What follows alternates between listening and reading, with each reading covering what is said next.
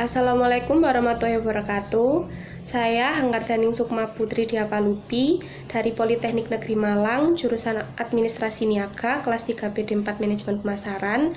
Di sini saya akan membahas mengenai COVID-19 atau virus corona. Virus corona itu berasal dari Wuhan, dan asal mula virus ini berasal dari pasar hewan dan makanan laut yang terdapat di Wuhan.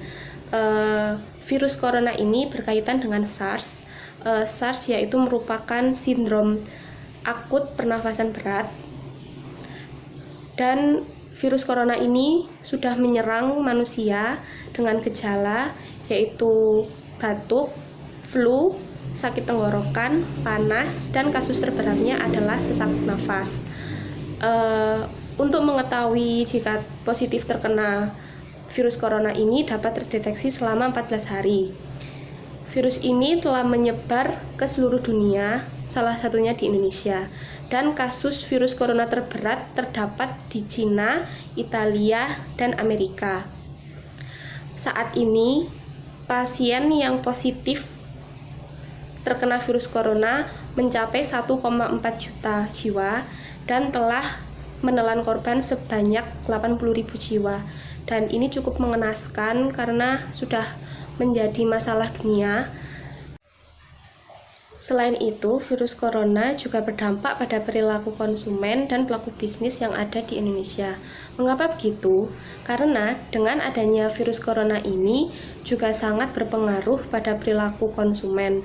Seperti banyak konsumen yang sekarang ini mereka menggunakan jasa online untuk memenuhi kebutuhan mereka, karena dengan adanya jasa online itu menjadi jembatan bagi konsumen untuk dapat tetap berbelanja guna memenuhi kebutuhan konsumen. Karena ini sudah jadi kebutuhan wajib, jadi mau tidak mau konsumen harus tetap membelinya, dan berapapun harganya juga akhirnya tetap dibeli karena ini sudah menjadi kebutuhan khusus konsumen yang ada di dunia ini, terutama karena di mana-mana sudah diterapkan lockdown dan masyarakat sudah tidak boleh keluar kemana-mana.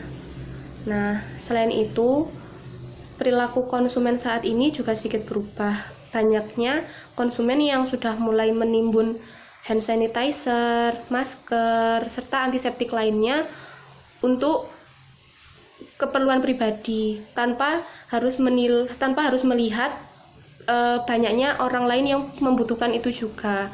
Dengan adanya kejadian ini, maka membuat harga masker, hand sanitizer, antiseptik yang lainnya tuh harganya tuh melambung tinggi dan tidak sesuai dengan batas normal. Jadi dan barang-barang itu pun sudah mulai langka. Selain berdampak pada perilaku konsumen, virus corona juga berdampak pada pelaku bisnis. Sesuai riset yang ada, saat ini di Indonesia sudah terdapat 43.000 lebih UMKM yang merugi karena dampak virus corona. Dan para pelaku bisnis ini mau tidak mau mengambil keputusan untuk menghindari terjadinya penularan COVID-19 di lingkungan perusahaan, yaitu dengan kebijakan seperti mengurangi jam kerja sehingga berdampak pada turunnya produk yang dihasilkan, lalu adanya pengurangan karyawan yang dirumahkan untuk cuti sementara, serta saat ini sudah mulai banyak karyawan yang di PHK karena perusahaan tidak mampu untuk membayar gaji pekerja tersebut karena produk yang dihasilkan hanya sedikit serta hasil penjualannya menurun sehingga tidak sebanding dengan biaya produksi yang dikeluarkan oleh perusahaan tersebut. Jika saya menjadi pelaku bisnis, hal yang akan saya lakukan sama seperti pelaku bisnis lainnya. Yang pertama, saya akan mengurangi jam kerja, mungkin bisa bekerja setengah hari. Lalu saya akan membuat peraturan di mana setiap bagian di perusahaan yang sekiranya bisa dikerjakan di rumah, saya akan menerapkan kerja WFH, yaitu work from home.